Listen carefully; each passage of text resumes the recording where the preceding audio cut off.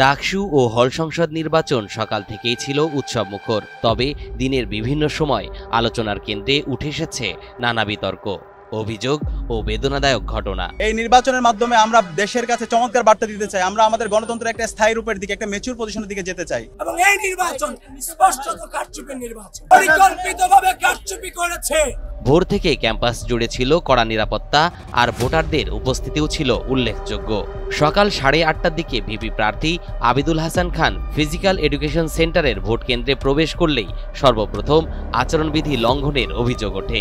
যদিও তিনি দাবি করেন রিটার্নিং অফিসারের অনুমতি নিয়েই তিনি প্রবেশ করেছেন। যারা আমার বিরুদ্ধে এই ধরনের অভিযোগ করেছে এবং যারাই গঠনতন্ত্র না পড়ে এই সংবাদটা যারা ঢালাওভাবে প্রেসার করেছেন, আমি আপনাদের আহ্বান করব এই জুলুমগুলা করা উচিত নয়।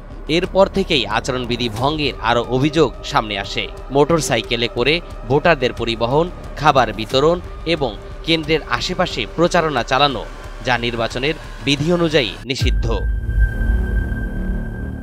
দিনটির সবচেয়ে দুঃখজনক ঘটনা ঘটে কার্জন হলে। চ্যানেল এস এর সাংবাদিক তরিকুল ইসলাম শিবলি সংবাদ সংগ্রহের সময় হঠাৎ অসুস্থ হয়ে পড়েন। দ্রুতই তাকে ঢাকা মেডিকেল কলেজ হাসপাতালে নেওয়া হলে চিকিৎসক তাকে মৃত ঘোষণা করেন। আলোচনা ঘটনাগুলোর একটি ঘটে অমর 21 হলে। সেখানে ভোট গ্রহণের সময় এক ভোটারকে একই সঙ্গে 2টি ব্যালট পেপার দেওয়া হয়। এই অনিয়ম চোখে পড়তেই বিষয়টি নিয়ে হইচই শুরু হয়। পরে নির্বাচন কর্তৃপক্ষ দ্রুত ব্যবস্থা নিয়ে সংশ্লিষ্ট পোলিং কর্মকর্তাকে দায়িত্ব থেকে অব্যাহতি দেন। এদিকে বিশ্ববিদ্যালয়ের বিভিন্ন ভোট কেন্দ্রের বাইরে আচরণবিধি লঙ্ঘনের একাধিক অভিযোগ ওঠে। ভোট গ্রহণের সময় কেন্দ্রের আশেপাশে প্রার্থীদের সমর্থকদের প্রচারণা চালাতে দেখা যায়।